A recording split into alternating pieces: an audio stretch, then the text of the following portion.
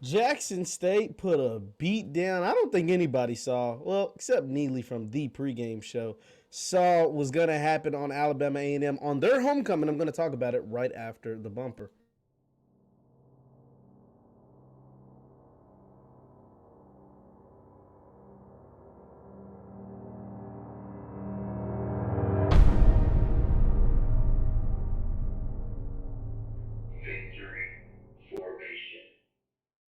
What's good people? Jeff Lightsy Jr. here with the Black Boss Channel and Victory Formation. Be sure to hit the thumbs up button, like, share, subscribe, and the notification bell because we upload every single day. Now, the Jackson State Tigers are 4-1, and boy, do they look as good as ever after their throttling, just straight destroying of of the Alabama A&M Bulldogs, 61-15. Let's just read off some of the stats. Shedeur Sanders, 17-24, 249 yards through the air with 4 touchdowns.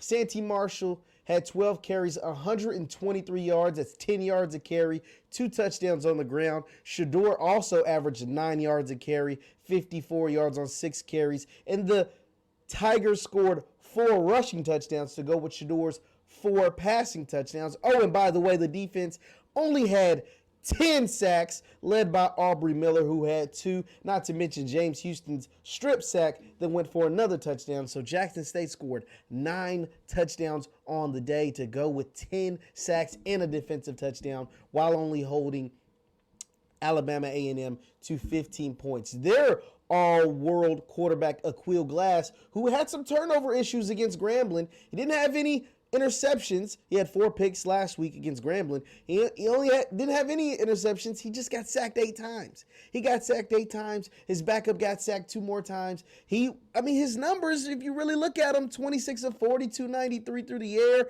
2 touchdowns. It's not bad. The only problem is they were losing the whole time. So a lot of those stats are a little padded because when you're losing, 33-7 at halftime, or you lose 61-15 at the end of the game, those passing numbers can be a little inflated.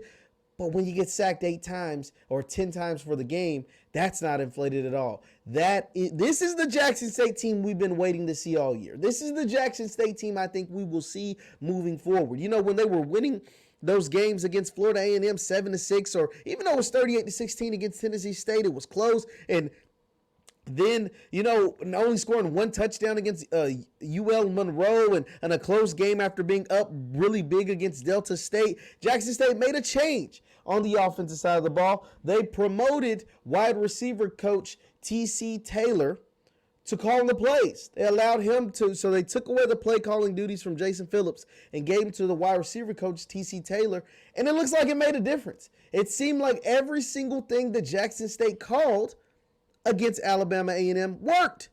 It worked, and Jackson State is now on their revenge tour through the SWAC. Remember, Alabama A&M got the best of them last year during the spring season. Next is Alabama State for their homecoming. They got the best of them during the spring season. So Jackson State is on a bit of a revenge tour, and then later in the season, they'll have Southern, who also beat them during the spring season, and Alcorn, who didn't play in the spring but was one of the favorites coming into this season in the SWAC. So it's going to be interesting to watch Jackson State moving forward. Can this offense, because here's the thing, we've known from week 1 this defense was elite. Niles Gaddy, Aubrey Miller, Keontae Hampton, those guys, James Houston, who's probably SWAC Defensive Player of the Year right now, I'd say. All those guys are studs. Nugget, Shiloh Sanders in the back end. These guys are Cam. These guys are amazing. These guys are dope. These guys are played their lights out. So we knew that defense was going to be able to travel. It was whether the offense could catch up to the defense. Well, now with T.C. Taylor calling the plays, it looks like the offense has finally caught up. You don't drop 61 points by accident. You don't have the day Shedeur Sanders had by accident. You don't have the day that Santee Marshall had by accident. They came out there on a mission, and they know what they can do now. They've been told what they should do and what they should be able to do by their coaches, by the fans, by social media, by everyone. But offensively, I'm going to say. But they hadn't put it together for a full game. They had not put together a a game offensively where they did what everybody expected them to do. And one of those things, like Coach Prime says all the time, is we want to make sure every light on the scoreboard works. They hadn't done that offensively. Not since Deion Sanders has been there, right? Not even this year with Shedeur Sanders as the starting quarterback. But this game, they put it together. And so now they know what their offense looks like when it's clicking on all cylinders. There's no reason to go back now. There's no reason to go back. We know that defense travels. That defense has been the top in the SWAC from the beginning. And it's not by surprise they went out there and got 10 sacks. 10 sacks is a lot. That might have been a bit of a surprise. But I would have booked 6 or 7 before the game. But now the offense is, not only do they they know, okay, if we put it together, we can do this. No, they've seen it now. And normally it's like when a shark tastes blood, or when a beast tastes blood, it's like, I want it now. I want it. I don't want to let that go. This offense now knows the potential can be fulfilled. They've done it. And that, my friends, is very, very scary for the rest of the SWAC moving forward. The fact that Shedeur Sanders knows that his players can make these plays and they can do them consistently. The fact that Warren Newman is still the most talented punt returner in all of college football. The fact that the running game is now getting some life with J.D. Martin being implemented into the running game now, and Santee Marshall doing what I always knew he could do with the speed.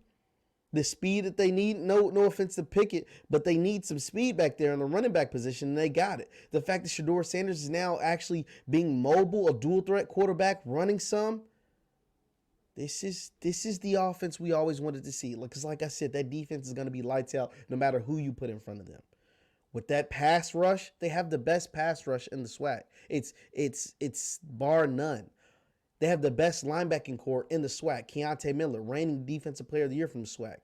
Keontae Hampton, Aubrey Miller, division, Missouri transfer, probably defensive player of the year as of right now in the SWAC. Him or James Houston down on the defensive line, the converted linebacker, with Niles Gaddy, who was just a quarterback nightmare. Nugget Warren and Shiloh Sanders in the back end, with Cam Glizzy back there as well. This team is special. This team has a lot of special parts and continue to be special. I cannot wait to see what they do, because they're on a revenge tour, right? They're on a revenge tour. They've got Alabama State, who beat them during the spring season, up next. And Alabama State is coming to this game looking really, really good. Coming to the game off of a win from Arkansas Pine Bluff after they got embarrassed. So Alabama State got embarrassed by Florida A&M on October 2nd. They got beat 28-0. That's kind of embarrassing. But they've beat Bethune-Cookman. They beat Arkansas Pine Bluff. And they know that they can beat Jackson State, at least in their mind. They beat them during the spring. This is a different team. This is not the team you played during the spring.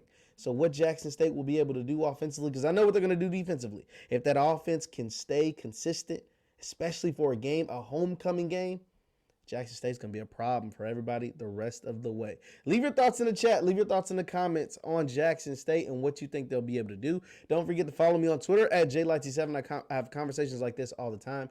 And on Facebook, it's Jeff Lightsy Sports on Facebook. That is Jeff Lightsy Sports on Facebook. Thank you guys for tuning in. Be sure to hit the thumbs up button on your way out, and I will see you next time. Peace.